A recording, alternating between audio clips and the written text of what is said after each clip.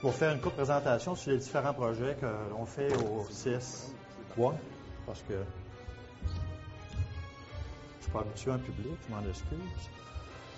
Sur les différents projets qu'on fait au CSSRT de la région de Thetford. Vous savez que le CSSRT de la région de Thetford, c'est un regroupement de l'hôpital, du CLSC et des centres d'hébergement qui sont répartis dans la région.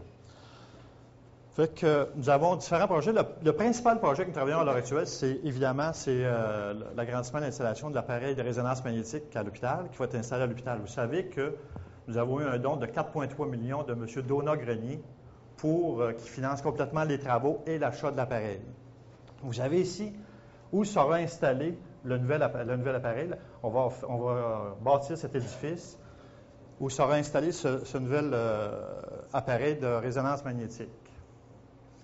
On le voit ici en plan. Vous voyez le chemin d'accès qui est ici à l'heure actuellement pour accéder au stationnement sera décalé pour installer ce nouvel édifice. C'est un édifice qui est spécial et spécifique parce que ça prend toute une technologie pour l'appareil de résonance magnétique. Il faut avoir premièrement, il ne faut pas qu'un automobile passe plus près, mettons, de 30 pieds de l'appareil, sinon ça va altérer le champ magnétique de l'appareil. C'est pour ça, puis on l'a sorti de l'édifice parce que c'est très bruyant. Ça vibre et c'est très bruyant. Fait que pour ne pas embêter les gens dans l'hôpital, c'est pour ça qu'on l'a sorti comme ça de l'édifice. En réalité, ici, c'est une zone tampon qui fait, on pourrait dire, un amortisseur des bruits entre le nouvel édifice et l'hôpital comme tel. On vous a mis un peu un plan, là, c'est pas très clair, mais je vais vous l'expliquer en quelques mots.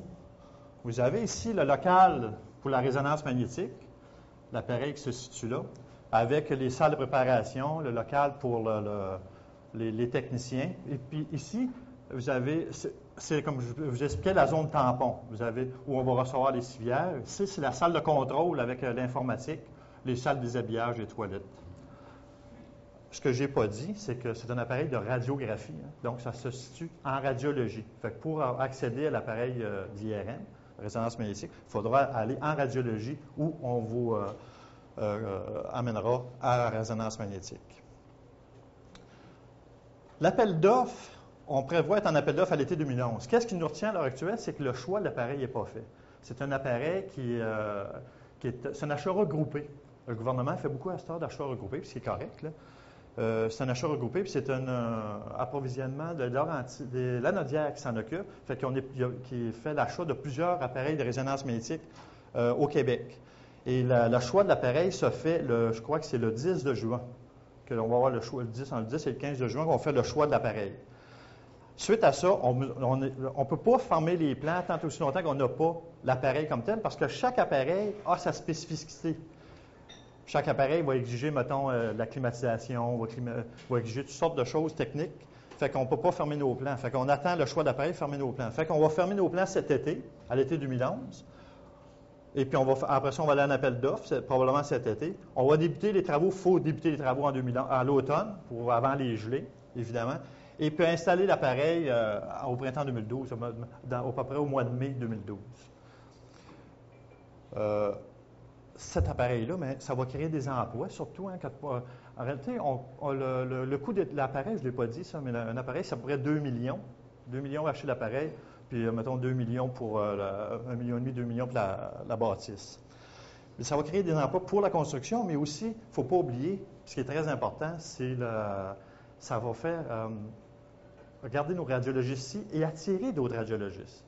Puis c'est des radiologistes avec des spécificités puis avec médicales importantes. Ça fait que c'est important pour la région d'être capable d'attirer de nouveaux radiologistes et de nouveaux spécialistes. Comme je l'expliquais, c'est un investissement de 4,3 millions et puis que nous réaliserons dans la prochaine année. Mais ce n'est pas tout. On a fait un petit tableau des différents projets qu'on a en réalisation en cours. Je ne sais pas si c'est clair, les gens en arrière, mais j'en doute, là. Réménagement du pavillon Saint-Joseph pour un projet de 5 millions. Je ne sais pas si vous êtes au courant, mais le pavillon Saint-Joseph, il y avait des résidents dans le pavillon Saint-Joseph, des personnes âgées, qui ont été transférées en 2007-2008 dans le pavillon Saint-Alexandre, 112 patients. À l'heure actuelle, cet édifice-là, on le transforme en un édifice à bureaux. Fait que, on termine là, on est en train de terminer les derniers travaux. Le CRDI va être transféré là. Le CRDI qui est éparpillé un peu dans la région va être transféré là fin juin. Le CRDPCA, là, je m'excuse des termes, là, le CRDI, c'est le Centre de réadaptation déficience intellectuelle. CRDPCA, c'est le Centre de réadaptation déficience physique Chaudière-Appalaches, qui était déjà en partie dans l'hôpital, mais sont transférés là depuis l'an passé. Il y a le Centre jeunesse, qui est communément appelé la DPJ, qui est là au rez-de-chaussée. Et le 3e, 4e et 5e étage de cet édifice-là va devenir l'administration de l'hôpital, ce qui va nous permettre de libérer des espaces à l'hôpital. Certains, vous avez remarqué qu'à l'hôpital, on est de plus en plus serré. Fait que ça va nous permettre un peu de donner un peu d'air à l'hôpital pour pouvoir développer l'hôpital comme tel.